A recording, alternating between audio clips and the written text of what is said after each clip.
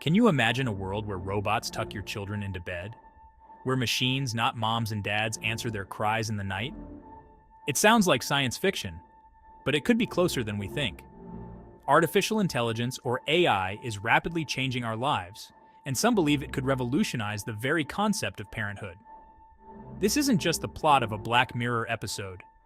Scientists have embarked on a controversial experiment, using AI to raise children. Imagine a world where algorithms, not lullabies, soothe a baby to sleep. This experiment is testing the very limits of technology, asking the question, can machines truly replace mom and dad?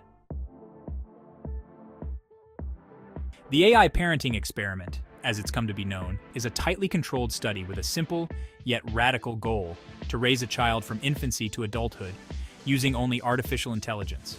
This means AI-powered robots provide everything from feeding and bathing to education and emotional support.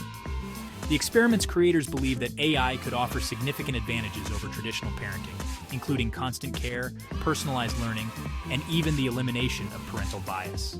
The AI system monitors the child's needs 24/7, responding to their cries for food or comfort with data-driven precision. Educational games and activities are tailored to the child's individual learning style, ensuring they progress at their own pace.